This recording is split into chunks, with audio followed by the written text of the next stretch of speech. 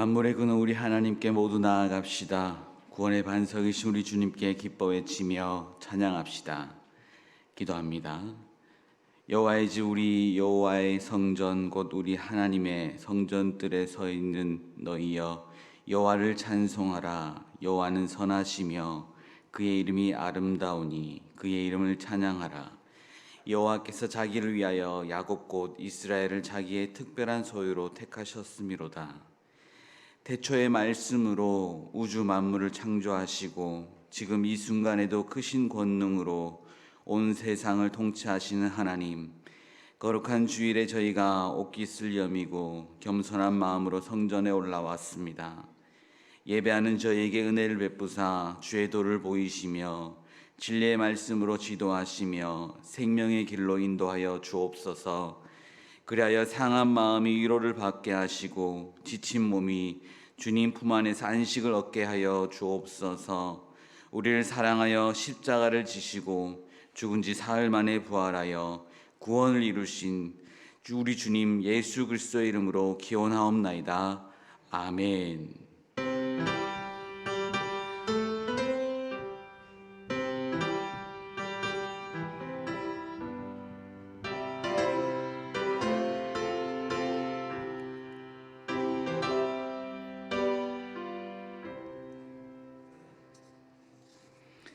찬송가 20장을 다 함께 찬양하겠습니다. 찬송가 20장입니다.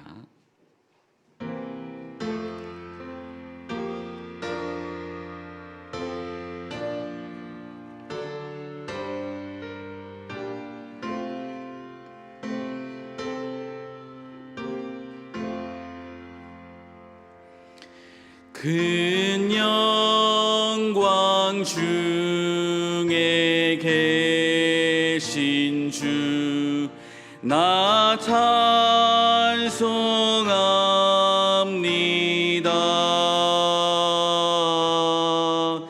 영원히 계신 주 이름 나 찬송합니다.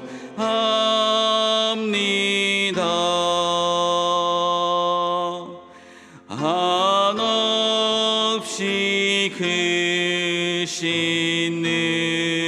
능력을 나 찬송합니다. 참되고 미쁜 그 언약 나 찬송합니다.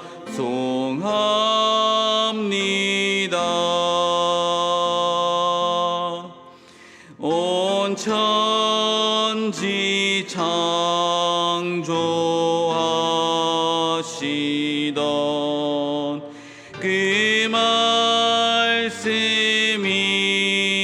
믿어 영원히 변치 않는 줄 나 믿사옵니다.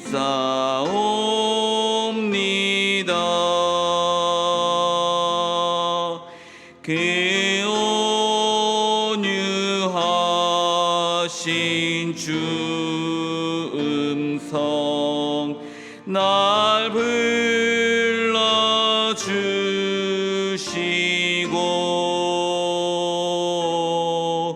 그 품에 품어 주시니 나 찬송합니다.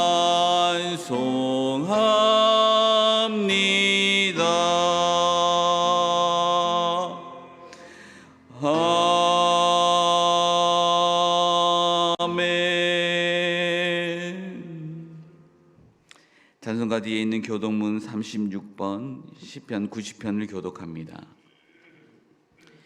교독문 36번 시편 90편입니다.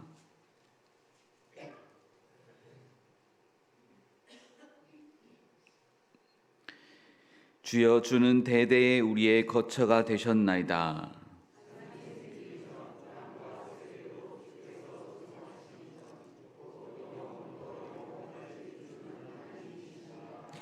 주께서 사람을 티끌로 돌아가게 하시고 말씀하시기를 너희 인생들은 돌아가라 하셨사오니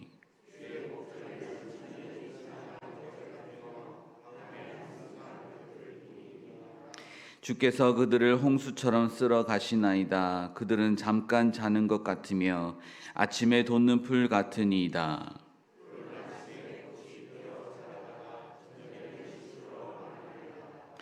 우리는 주의 노예에 소멸되며 주의 분내심에 놀라나이다.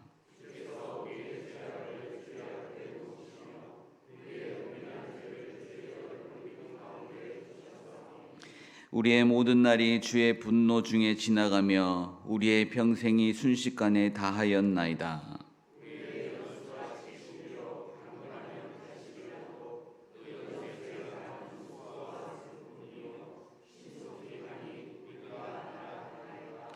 누가 주의 노여움의 능력을 알며 누가 주의 진노의 두려움을 알리이까?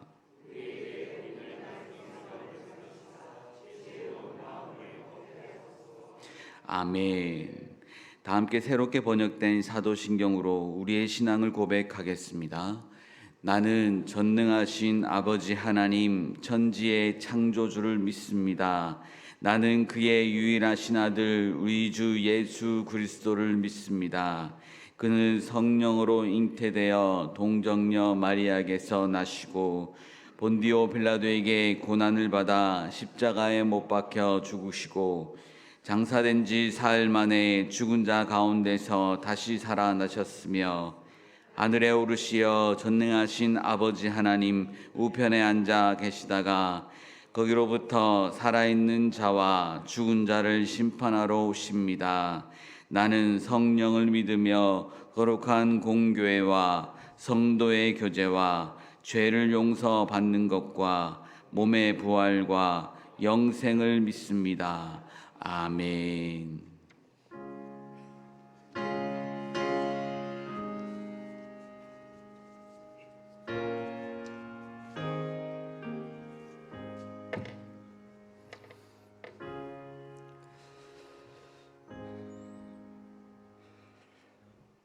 길이요 진리요 영원한 생명이 되시는 주님,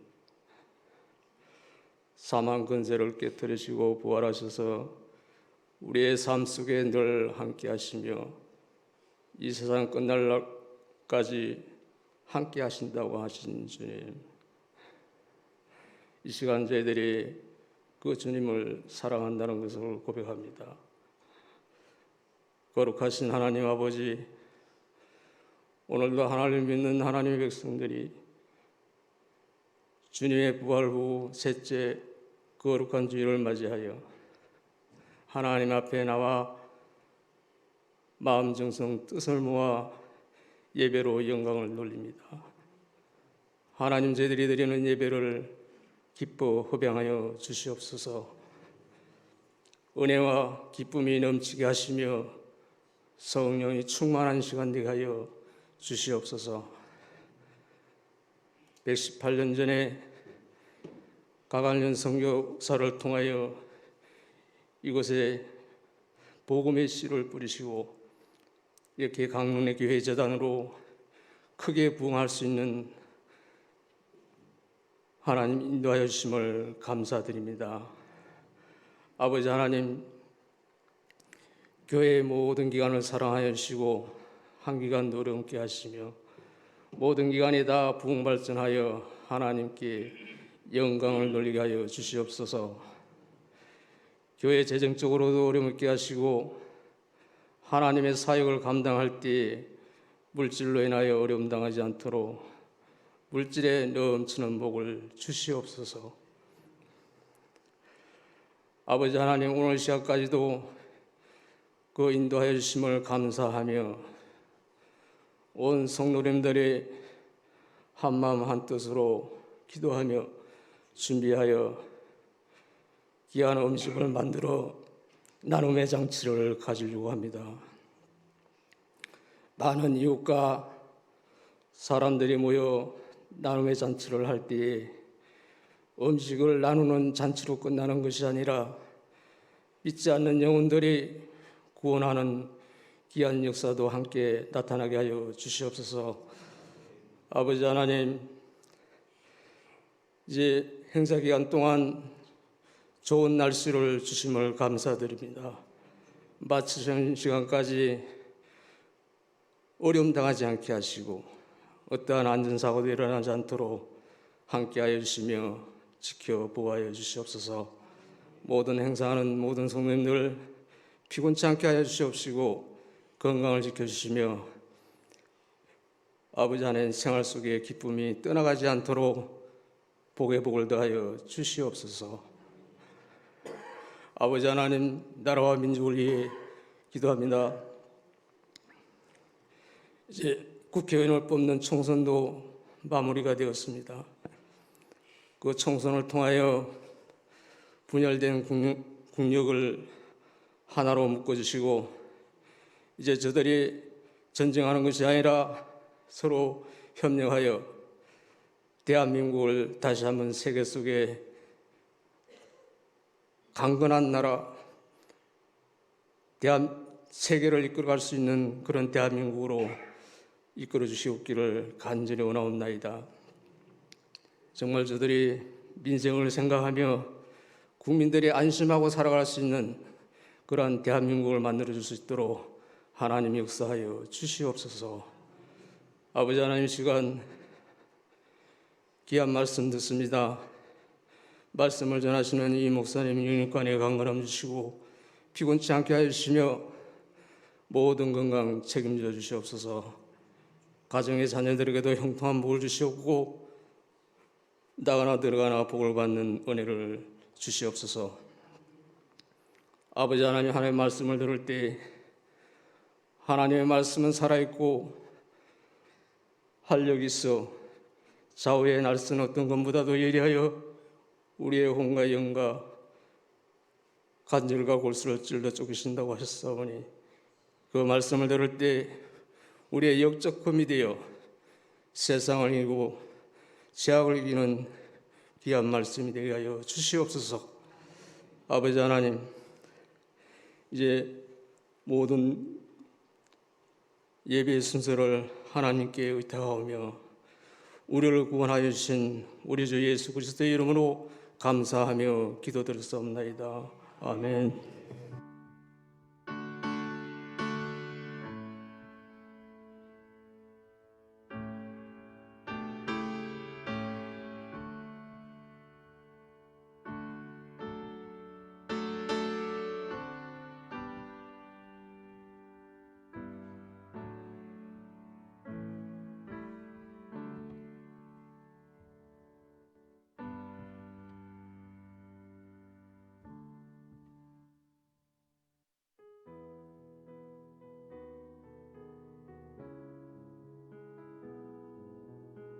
4월 14일 교회 소식입니다. 오늘은 부활절 셋째 주일입니다. 다음 주일은 부활절 넷째 주일입니다.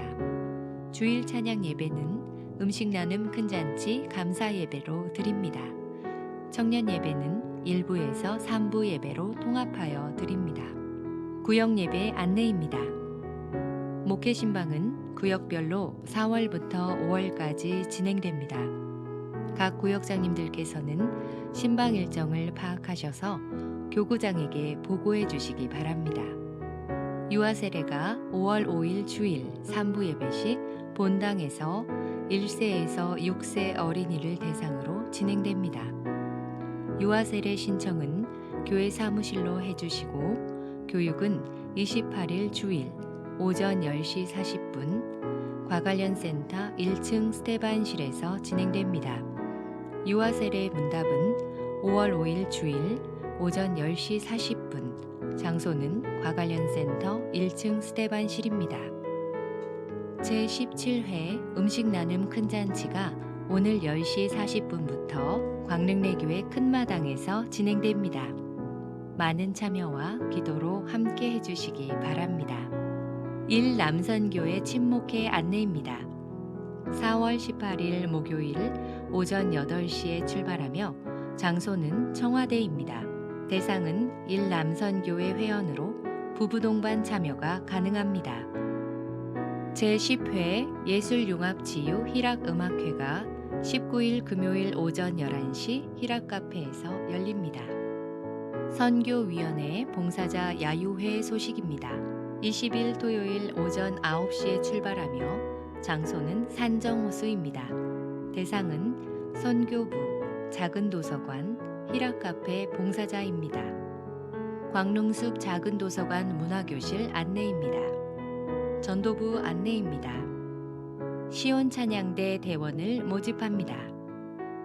할렐루야 찬양대 대원을 모집합니다. 광릉숲 오케스트라 단원을 모집합니다. 방송실에서 예배를 섬겨주실 인원을 모집합니다. 음향, 자막, 조명 등을 함께 배우면서 섬길 수 있습니다.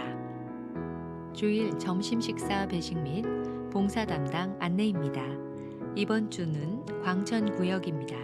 다음 주는 동부 1-6B 구역입니다.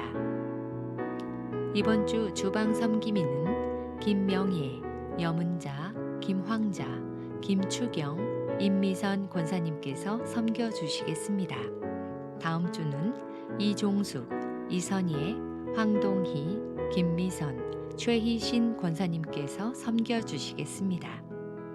꽃꽂이는 생일을 맞이하여 감사드리는 마음으로 고찰란 학생이 섬겨주셨습니다. 이상으로 교회 소식을 마치겠습니다. 광릉내교회 성도 여러분 힘내세요. 주님께서 하십니다. 찬송가 427장을 다 함께 찬양하겠습니다. 찬송가 427장입니다.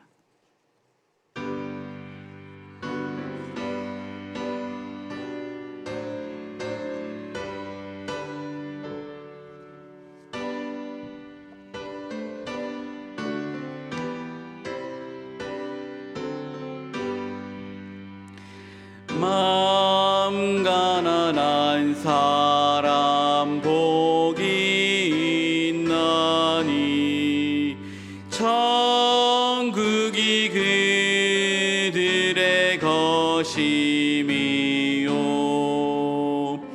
늘 애통하느니 복이 있나니 그들이 위로를 받으리라.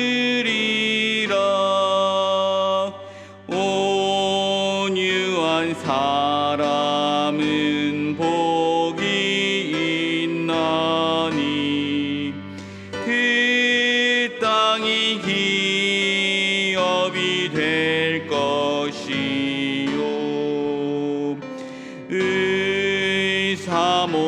사모하느니 복이 있나니 그들이 배부를 것이로다. 긍휼히 여기면 복이 있나니 긍휼히 여김을 받으리라. 마음 정결한 사람 복이 있나니 그들이 하나님 볼 것이라. 화평케 하느니 복이 있나니 그들이 하나님 아들이요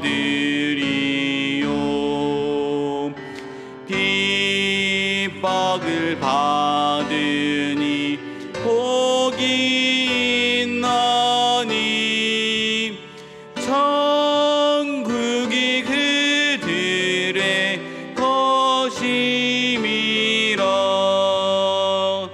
주위의 욕 보면 복이 있나니 하늘의 그 상을 받으리라.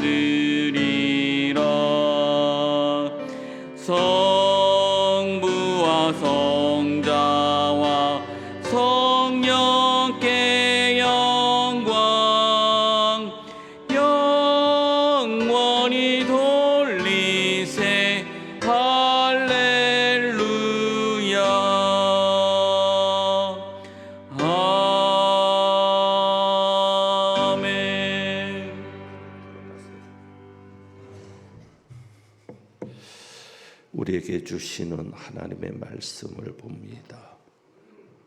사도행전 10장 9절에서부터 16절까지 말씀, 신약성경 204쪽입니다.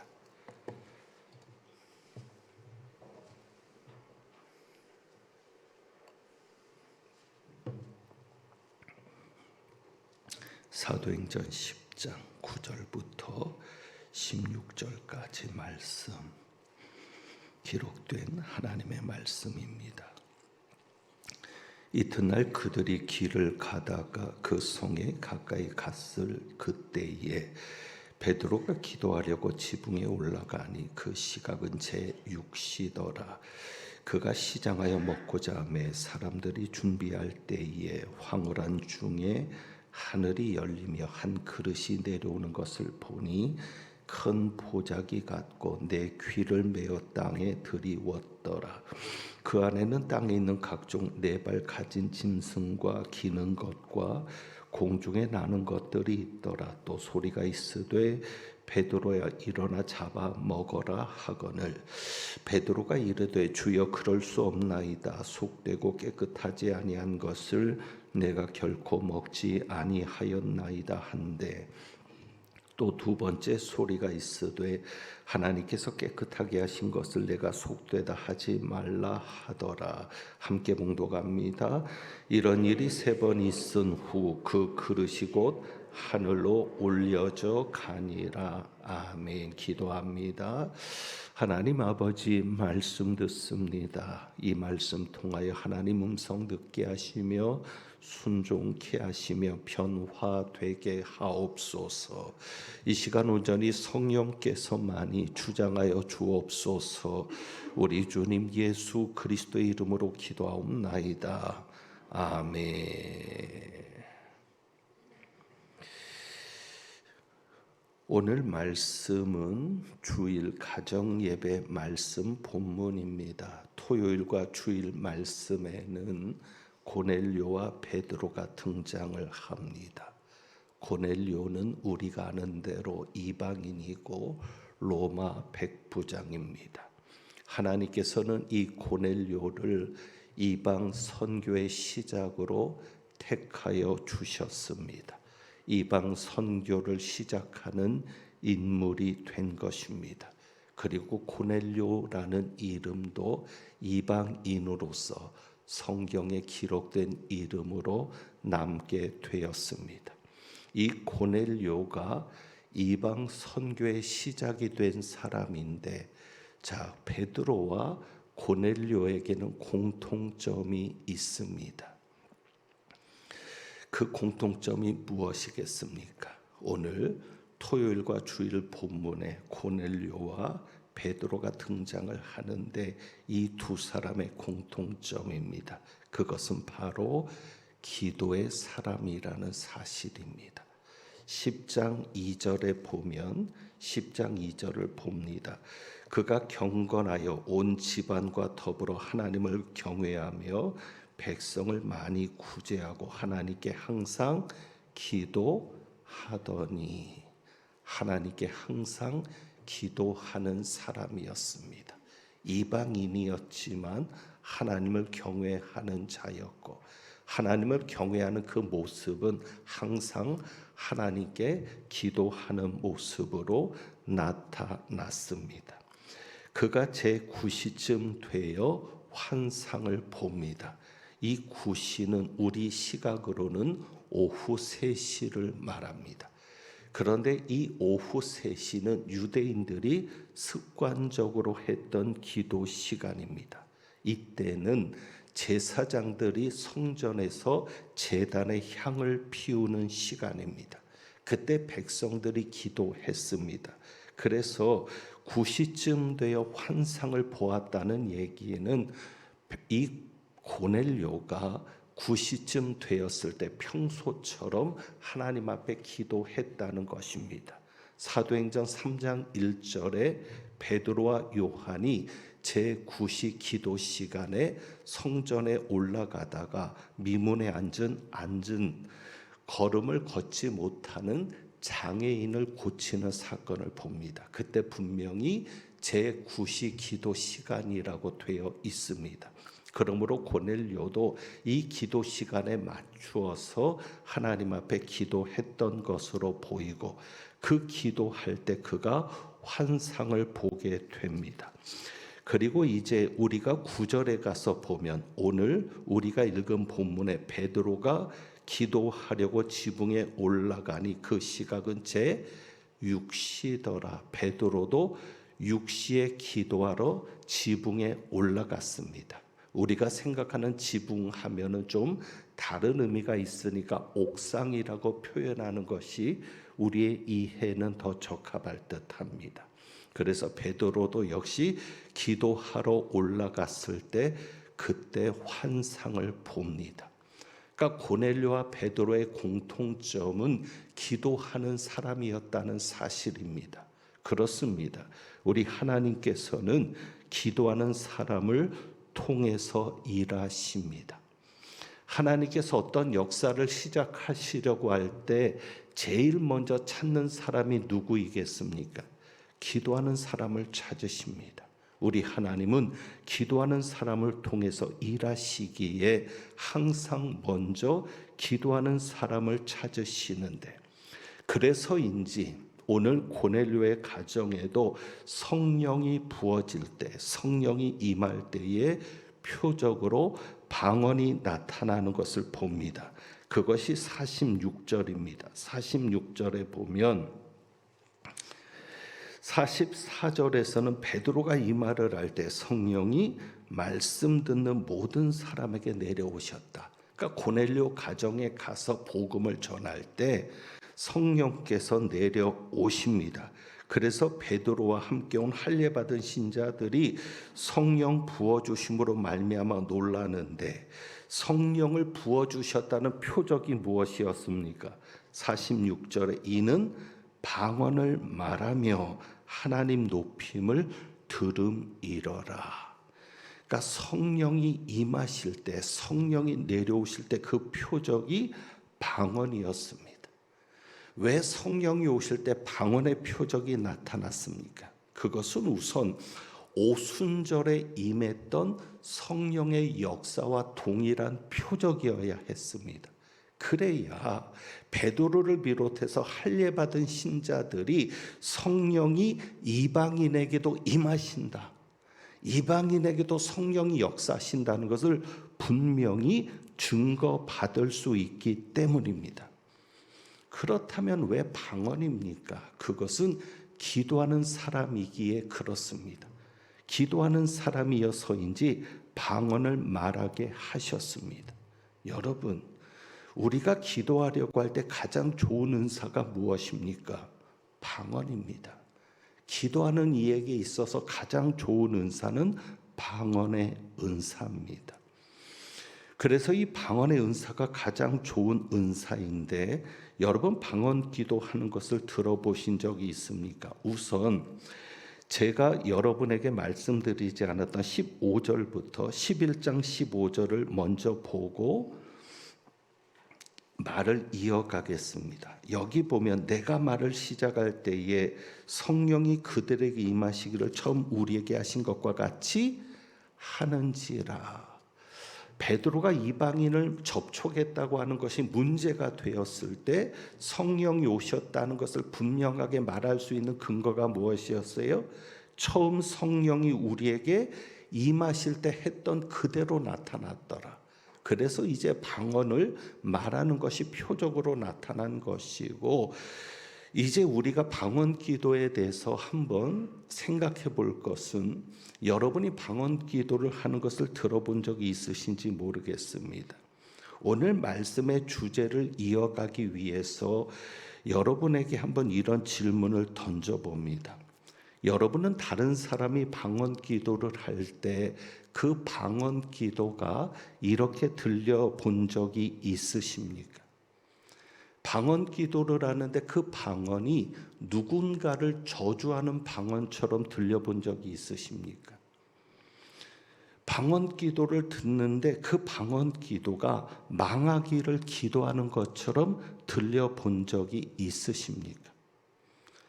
만약에 누군가 방언 기도를 하는데 그 방언 기도가 저주하는 것처럼 들리고 누군가를 망하게 하는 것을 기도하는 것처럼 들린다면 그것은 방언하는 사람의 문제이겠습니까? 아니면 듣는 사람의 문제이겠습니까? 중요한 것은 방언하는 사람의 문제이건 듣는 사람의 문제이건 공통적인 것은 사람은 참 변하지 않는다는 사실입니다. 오늘 베드로를 보면 사람이 정말 변화되는 것이 쉽지 않다는 것을 보게 됩니다. 자, 9절을 볼까요? 9절에 보면 베드로가 기도하려고 지붕에 올라가는데 지붕에 올라간 이유는 방해받지 않고 기도하기 위해서였을 겁니다. 이때가 6시입니다. 6시니까 우리나라 시간으로 하면은 12시가 됩니다. 정오입니다. 12시가 되는데 이 시각을 말하는 이유는 6시라고 말하는 이유는 베드로가 전통에 따라서 유대인의 기도 시간을 지켜왔다는 것을 말하는 것으로 보입니다. 이런 표현이 적절할지 모르겠습니다. 베드로도 무슨 유대인이다? 골수 유대인이다. 어쩌면 그것을 말하려고 하는 것처럼 보이기도 합니다. 이스라엘 백성들은 항상 개인적으로 아침, 정오, 저녁에 기도 시간을 가졌다고 합니다. 하루 3번. 그 중에 바로 이 6시, 12시 기도 시간과 오후 3시 기도 시간을 지켰던 것을 우리가 보는데 여기에 보니까 9절에 시장하여 10절에 그가 시장하여 먹고자 했다라고 말합니다. 유대인들은 대체로 2차례 식사를 했다고 합니다. 오전 10시와 오후 6시에 2차례에 걸쳐서 식사를 한다고 합니다. 그런데 베드로는 아마 복음을 전하는 일 때문인지 아침을 먹지 못했던 것 같습니다. 이때가 식사 때는 아니었지만 아침을 먹지 못했던 것으로 보이고 그럼에도 베드로는 배고픔을 참고 기도하러 올라가고 사람들은 베드로의 먹을 것을 준비하는 상황으로 보입니다. 어쨌거나 베드로는 매우 허기진 상태였습니다. 그래서인지는 몰라도 하나님께서는 베드로에게 먹을 것을 가지고 환상을 보여주십니다. 환상의 내용은 그릇이 내려왔다고 합니다. 한 그릇이 내려오는데 11절이죠. 큰 보자기 같고 보자기는 아닙니다. 그릇입니다. 그릇인데 보자기 같다. 큰 보자기 같다. 그러니까 우리가 생각할 때는 쟁반으로 생각하시면 좋겠습니다. 너무 큰 그릇이니까 워낙 큰 그릇이니까 이렇게 보자기 같다라는 표현을 사용했습니다. 그리고 그 그릇에는 세 종류의 동물이 담겨 있다라고 말을 합니다. 12절입니다. 그 안에는 땅에 있는 각종 4발 가진 짐승 그리고 기는 것과 공중에 나는 것 이렇게 세 종류의 동물들이 담겨 있었습니다. 그리고 13절에 소리가 있는데 베드로에게 일어나 잡아 먹어라라고 명령을 합니다. 자, 이 명령은 베드로에게는 전혀 받아들일 수 없는 명령이었습니다. 왜 그렇습니까? 베드로는 유대교의 율법 아래서 자라난 아까 제가 표현했죠. 골수 유대인입니다. 이 유대인인 베드로에게는 결코 따를 수 없는 명령인데 그 이유가 나옵니다. 14절입니다. 주여 그럴 수 없나이다. 아무리 하나님께서 하시는 명령이라 하더라도 내가 그럴 수 없습니다. 왜요? 속되고 깨끗하지 아니한 것을 내가 결코 먹지 아니하였나이다. 내가 지금까지 율법에서 금지했던 것을 한 번도 먹어본 적이 없습니다. 나는 이것을 먹을 수 없습니다. 여기에서 속되고 깨끗하지 아니한 것이라고 표현하는데 레위기 11장에 보면 부정한 짐승에 대한 규례가 나옵니다. 그때 사용했던 단어를 베드로도 그대로 사용합니다. 그때 사용됐던 히브리어 단어의 의미가 베드로의 입을 통해서 그렇게 나옵니다. 그러니까 베드로는 율법에 따라서 내가 먹을 수 없습니다라고 말하고 있는 것입니다. 자, 그래서 15절에 두 번째 소리가 있습니다. 베드로가 결코 먹을 수 없다. 강하게 부정하니까 이렇게 말씀합니다. 하나님께서 깨끗하게 하신 것을 내가 속되다 하지 말라. 하나님이 이미 깨끗하게 하셨다. 분명히 레위기 11장에는 부정한 짐승들이 있습니다. 그런데 하나님이 깨끗하게 하셨다고 합니다. 자, 그러면 언제 하나님이 깨끗하게 하셨겠습니까? 간단합니다. 예수님께서 십자가에 죽으시고 부활하시면서 모든 것이 정리되었습니다. 그때 모든 것이 깨끗해진 겁니다. 제가 골로새서 2장 13절 말씀을 소개합니다. 이렇게 사도 바울이 말하죠. 범죄와 육체 무할례로 죽었던 너희를 하나님이 그와 함께 살리시고 우리의 모든 죄를 사하시고, 그리고 중요한 말씀을 합니다. 우리를 거스르고 불리하게 하는 모든 법조문으로 쓴 증서를 어떻게 하시고 지우시고 제하여 버리사 십자가에 못 박으시고. 예수님께서 십자가에 못 박히심으로 모든 것이 깨끗하여졌습니다. 예수님의 십자가가 모든 것을 해결했습니다. 그래서 이제는 율법에서 구별하는 것이, 구분하는 것이 아무 의미가 없게 되었습니다. 자, 그런데 사실 베드로가 율법을 가지고 이런 반응을 보이면 안 되는 것이었습니다. 그것도 한 번만 거부한 게 아닙니다. 몇 번을 그렇게 했습니까? 16절에 이런 일이 몇 번 있으누? 3번 있으누. 항상 3세판이잖아요. 왜 3세판까지 가냐고요? 3번 있으누. 베드로가 3번 있기 전에 깨달아야 했습니다. 무엇을 깨닫습니까? 이전에 예수님께서 말씀하신 것이 있습니다. 마가복음 7장이죠. 제자 중에 몇 사람이 손을 씻지 않고 부정한 손으로 음식을 먹습니다. 그럴 때 바리새인과 서기관들이 비난을 하죠. 당신의 제자들이 장로들의 전통을 준행하지 않는다. 그러면서 항의를 합니다.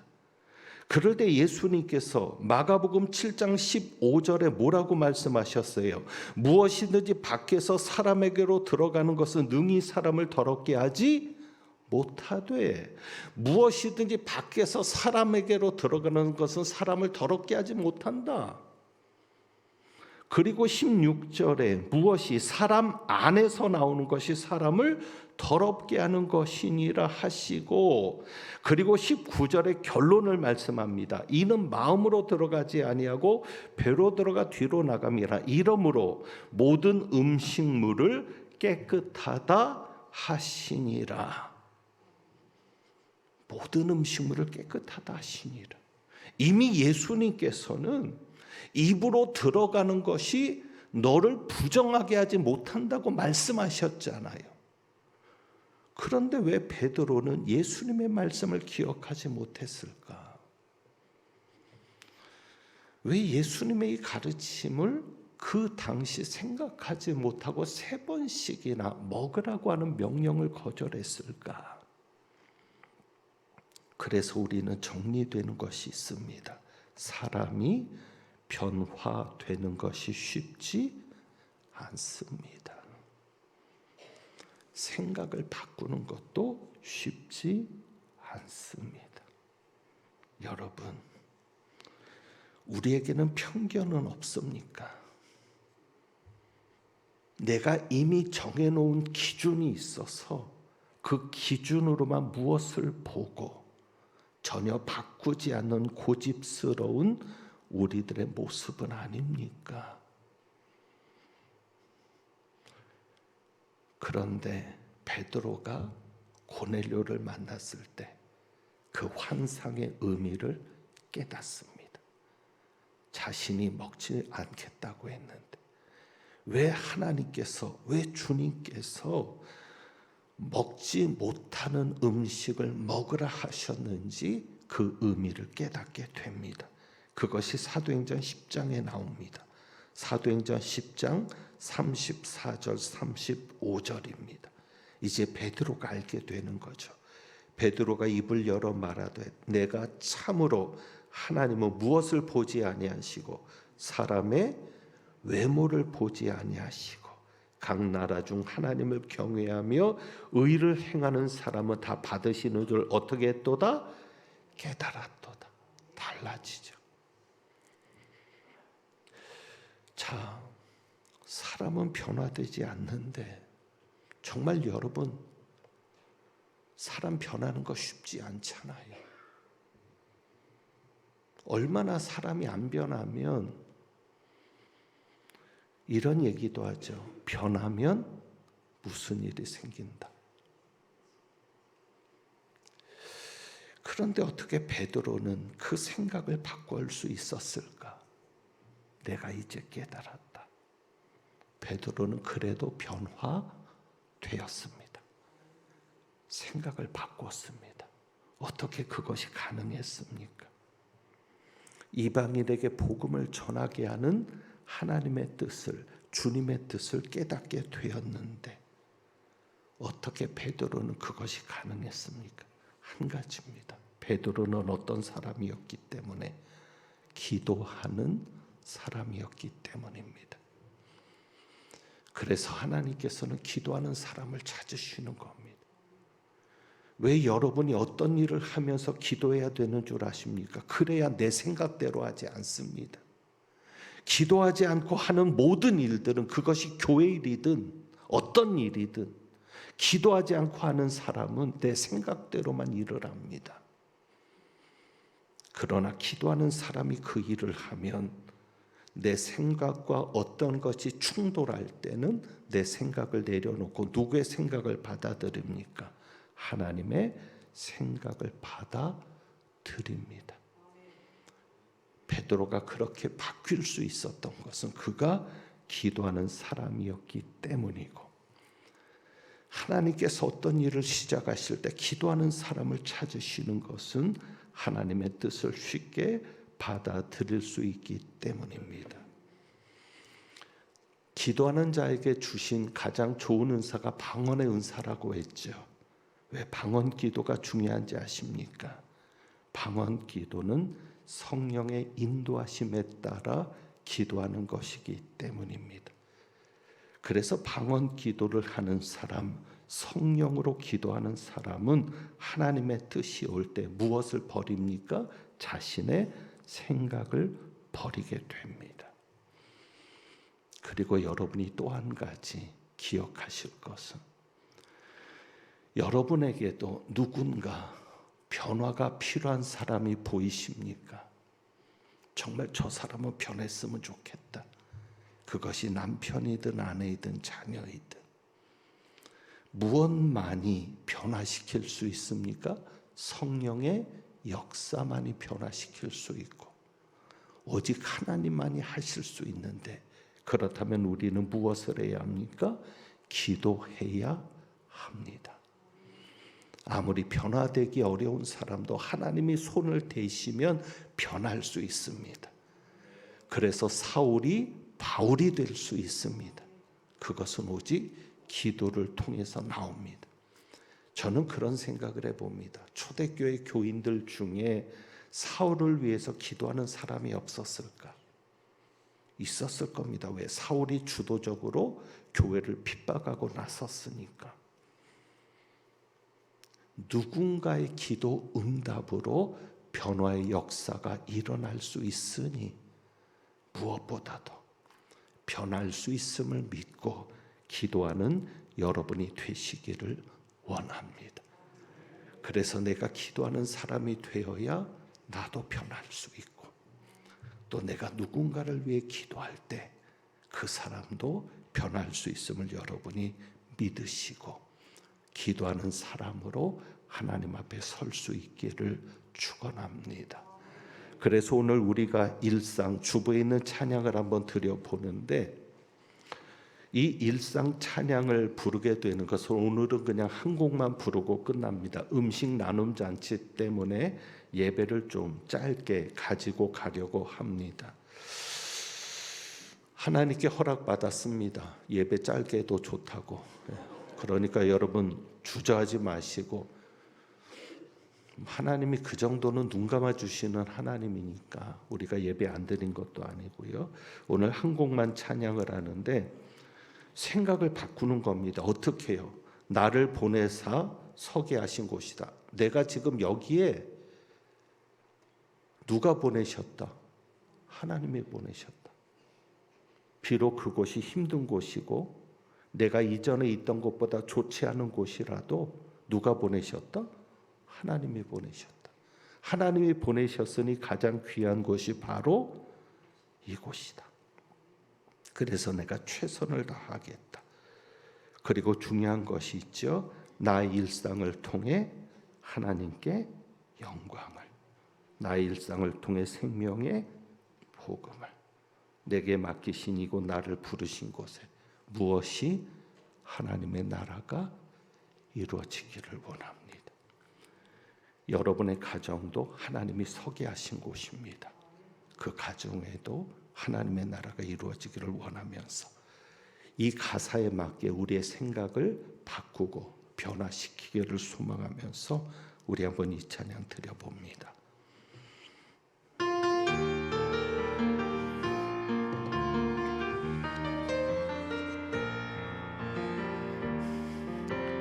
나를 보내사 서게 하신 곳, 가장 귀한 곳이 바로 이곳이라.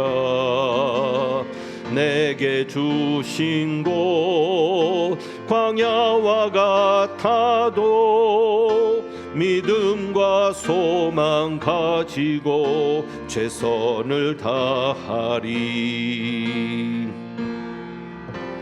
나의 작은 삶 주께 드릴 때 나의 삶을 통해 주 영광 받으리.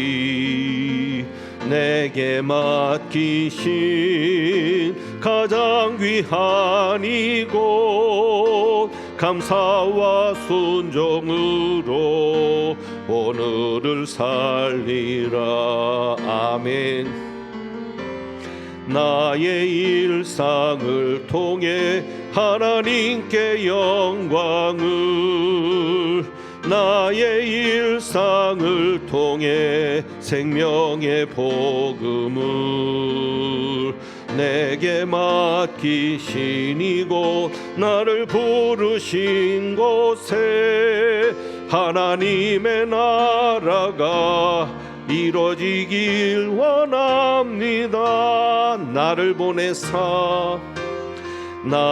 보내사 서게 하신 곳, 가장 귀한 곳이 바로 이곳이라.